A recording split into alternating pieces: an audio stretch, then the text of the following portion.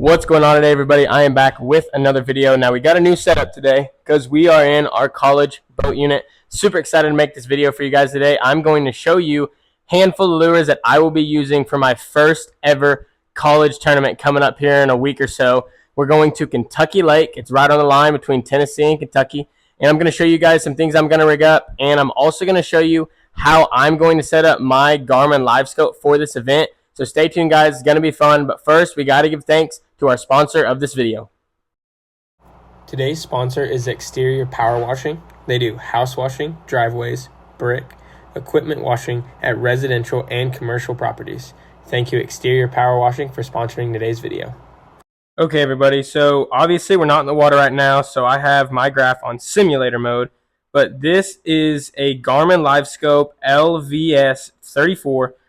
And some important things to point out is, obviously, I think it's really clear, I mean, you can see this bait bowl right here, this little fish here, things like that. However, just to start off, there's a couple things that I do that I know a lot of people don't do, and that I'm going to start off with these overlays here. So how I'm going to get there is these little 3 buttons, and I'm going to go to sonar setup and then edit overlay.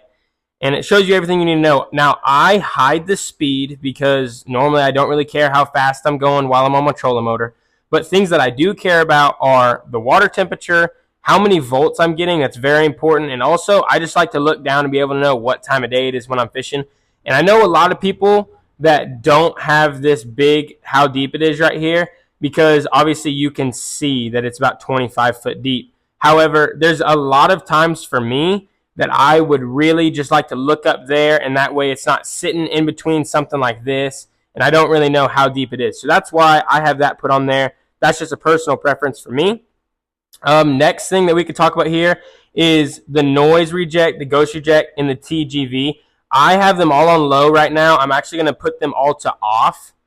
I'd like to put them all on off because it just makes it a lot clearer. You can see here, if I put them on high, that a lot of this stuff kind of gets a lot more grainy. You can see how these fish right here get a little bit more grainy because those fish in your bait make noise and movement in the water, and all that does is delay that sound back to the graph. Makes it a little bit grainier. I like to go on my appearance. My color scheme, I really like the aqua. I really like the moss also, and there's a green one here somewhere if I can find it. The original lava isn't bad. Me personally, I just like the aqua. That's just me though. That doesn't really matter about how you graph. That's just a preference of what color you like to look at. One thing is probably one of the only things that I have on my graph as default is going to be the color limit. That's just, I feel like everything else you need to be fiddling with as you're on the water so that way you get the clearest picture possible. Your graph comes on auto on color gain. However, I found out that on a really high, I always have mine on 100 just so I don't necessarily have to mess with that as much. You can put it on 80 or 90. But what that does for me is I can see my bait just as good as it's out here, and as much as it's right under the boat. I feel like I can watch those fish follow it more, and I can just see my bait throughout the entire thing. So we'll get out of here. I always keep my trails off and my bottom fill off. I don't know if you guys can see that little color change there, but that's what the bottom does. I can see the bottom plenty good, so I never change anything with that. My gain I have set on 68 right now, and that's something that is going to vary with every lake that you go to depending on how clear and how dirty your water is. Normally it's probably going to be in the 60s to 70s, somewhere in there. I have mine set on 68 right now, because Kentucky is going to be fairly clear. For that reason, I have my range set on 65. However, anyone who has LiveScope knows that this little button, like right there, it switched to auto 50. I take it off and I can adjust if it goes deeper or shallower, things like that. I just feel like I can see better if I keep my line about halfway in my screen. You can see right here, it dropped down to 60 and it's about 25, 26 feet deep. So right in there is going to be just about perfect, and I can see that these fish here are going to be a little bit bigger than obviously some of these fish, and in my opinion, I can gauge them a lot better. I always keep it on forward, obviously. I don't necessarily like the downscan. I know there's some guys that like it better. I personally don't. This little button here is just so that way you can decide where your overlays at on your screen. I like them up here personally. And there's one other thing here on installation.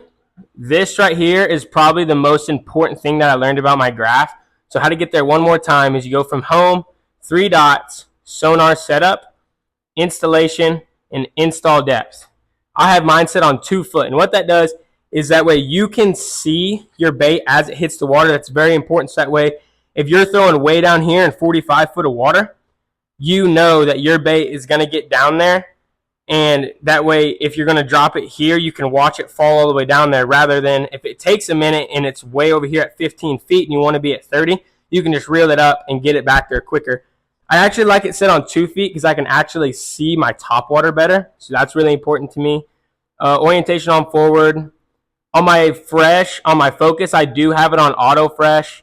And then if you don't like it, you can just restore. Sonar default's going to do everything.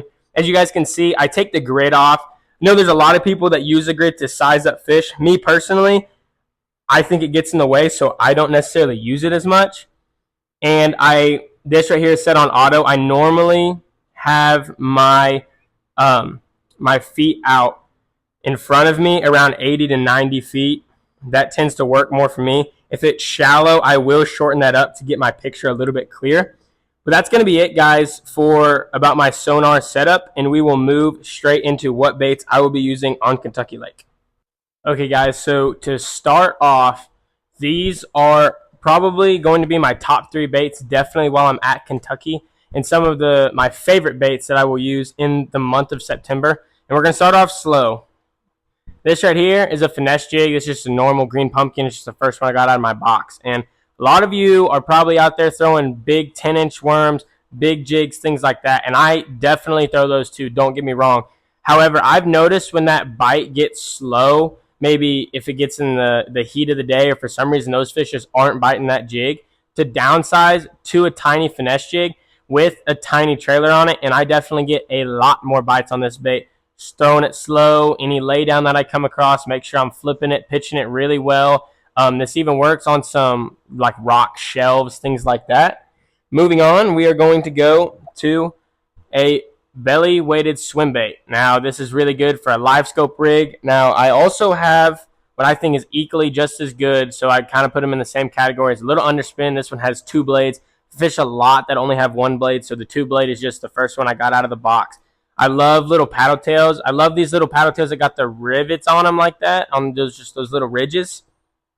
And this one is a true belly weighted swim bait. I like to use 1/8 ounces because typically when I'm throwing these, I'm either throwing them in shallow piles trying to swim over the top, or one thing that I have found that gets me bit a lot is throwing them underneath docks, just letting it get right under those floats and reeling it slow. Those fish will come out and eat them when they're trying to get in some of that shade from that hot sun all day long.